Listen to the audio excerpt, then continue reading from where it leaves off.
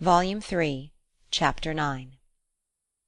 Emma's pensive meditations as she walked home were not interrupted, but on entering the parlour she found those who must rouse her. Mr. Knightley and Harriet had arrived during her absence, and were sitting with her father. Mr. Knightley immediately got up, and in a manner decidedly graver than usual said, "I would not go away without seeing you, but I have no time to spare, and therefore must now be gone directly. I am going to London, to spend a few days with John and Isabella. Have you anything to send or say, besides the love which nobody carries?" "Nothing at all. But is not this a sudden scheme?" "Yes, rather. I have been thinking of it some little time." Emma was sure he had not forgiven her. He looked unlike himself. Time, however, she thought, would tell him that they ought to be friends again. While he stood, as if meaning to go, but not going, her father began his inquiries. "Well, my dear, and did you get there safely? And how did you find my worthy old friend and her daughter? I dare say they must have been very much obliged to you for coming. Dear Emma has been to call on Mrs. and Miss Bates, Mr. Knightley, as I told you before. She is always so attentive to them." Emma's colour was heightened by this unjust praise, and with a smile and shake of the head which spoke much, she looked at Mr. Knightley. It seemed as if there were an instantaneous impression in her favour, as if his eyes received the truth from hers, and all that had passed of good in her feelings were at once caught and honoured. He looked at her with a glow of regard. She was warmly gratified, and in another moment still more so, by a little movement of more than common friendliness on his part. He took her hand. Whether she had not herself made the first motion, she could not say. She might, perhaps, have rather offered it, but he took her hand, pressed it, and certainly was on the point of carrying it to his lips, when, from some fancy or other, he suddenly let it go. Why he should feel such a scruple, why he should change his mind when it was all but done, she could not perceive. He would have judged better, she thought, if he had not stopped.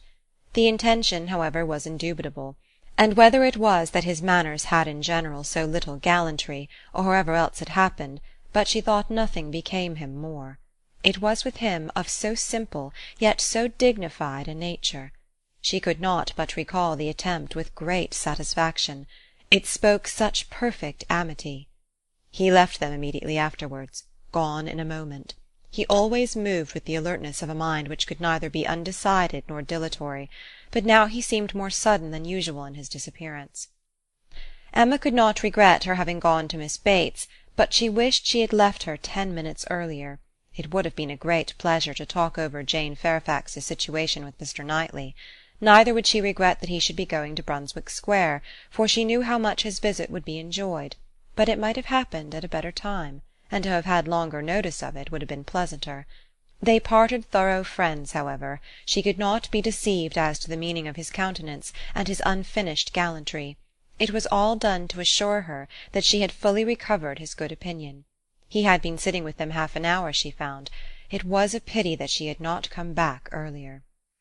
In the hope of diverting her father's thoughts from the disagreeableness of Mr. Knightley's going to London, and going so suddenly, and going on horseback, which she knew would be all very bad, Emma communicated her news of Jane Fairfax, and her dependence on the effect was justified. It supplied a very useful check, interested without disturbing him. He had long made up his mind to Jane Fairfax's going out as governess, and could talk of it cheerfully, but Mr. Knightley's going to London had been an unexpected blow. "I am very glad indeed, my dear, to hear she is to be so comfortably settled. Mrs. Elton is very good-natured and agreeable, and I dare say her acquaintances are just what they ought to be. I hope it is a dry situation, and that her health will be taken good care of. It ought to be a first object, as I am sure poor Miss Taylor's always was with me. You know, my dear, she is going to be to this new lady what Miss Taylor was to us, and I hope she'll be better off in one respect, and not be induced to go away after it has been her home so long." The following day brought news from Richmond to throw everything else into the background. An express arrived at Randalls to announce the death of Mrs. Churchill. Though her nephew had had no particular reason to hasten back on her account, she had not lived above 36 hours after his return. a sudden seizure of a different nature from anything foreboded by her general state, had carried her off after a short struggle. The great Mrs. Churchill was no more. It was felt as such things must be felt. Everybody had a degree of gravity and sorrow, tenderness towards the departed, solicitude for the surviving friends, and, in a reasonable time, curiosity to know where she would be buried. Goldsmith tells us that when lovely woman stoops to folly, she has nothing to do but to die, and when she stoops to be disagreeable, it is equally to be recommended as a clear of ill fame. Mrs. Churchill, after being disliked at least 25 years, was now spoken of with compassionate allowances. In one point she was fully justified. She had never been admitted before to be seriously ill. The event acquitted her of all the fancifulness and all the selfishness of imaginary complaints. Poor Mrs. Churchill! No doubt she had been suffering a great deal, more than anybody had ever supposed, and continual pain would try the temper. It was a sad event, a great shock. With all her faults, what would Mr. Churchill do without her? Mr. Churchill's loss would be dreadful indeed. Mr. Churchill would never get over it. Even Mr. Weston shook his head and looked solemn and said, "Ah, poor woman, who would have thought it?" and resolved that his mourning should be as handsome as possible, and his wife sat sighing and moralizing over her broad hems with a commiseration and good sense, true and steady. How it would affect Frank was among the earliest thoughts of both. It was also a very early speculation with Emma. The character of Mrs. Churchill, the grief of her husband, her mind glanced over them both with awe and compassion, and then rested with lightened feelings on how Frank might be affected by the event, how benefited, how freed. She saw in a moment all the possible good. Now an attachment to Harriet Smith would have nothing to encounter. Mr. Churchill, independent of his wife, was feared by nobody, an easy, guidable man to be persuaded into anything by his nephew.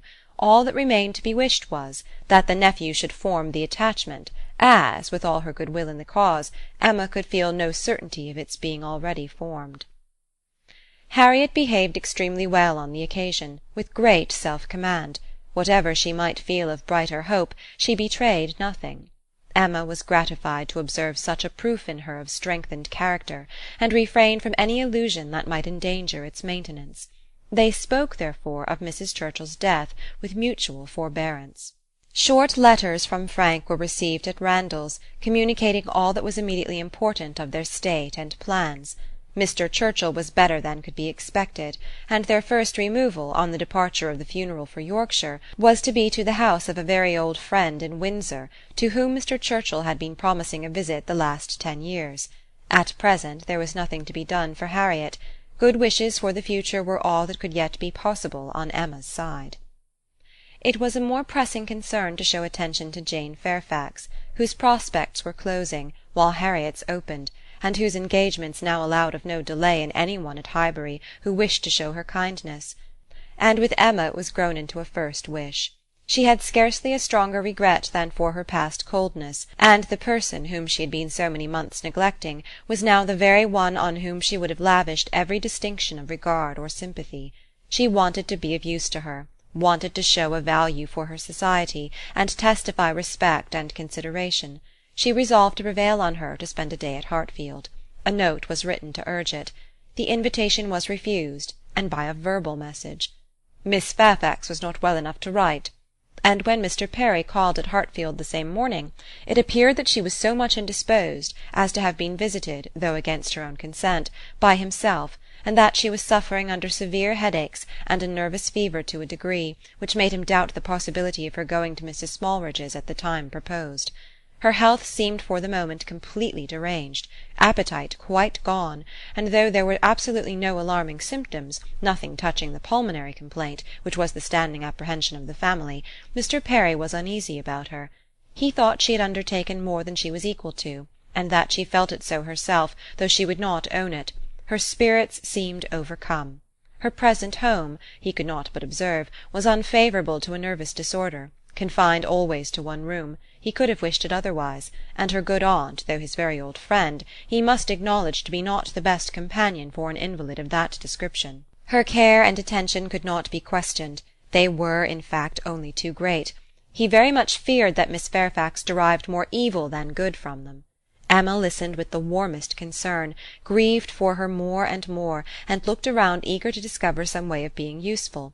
To take her, be it only an hour or two, from her aunt, to give her change of air and scene, and quiet rational conversation, even for an hour or two, might do her good. And the following morning she wrote again to say, in the most feeling language she could command, that she would call for her in the carriage at any hour that Jane would name, mentioning that she had Mr. Perry's decided opinion in favour of such exercise for his patient. The answer was only in this short note: "Miss Fairfax's compliments and thanks, but is quite unequal to any exercise." Emma felt that her own note had deserved something better, but it was impossible to quarrel with words, whose tremulous inequality showed indisposition so plainly, and she thought only of how she might best counteract this unwillingness to be seen or assisted.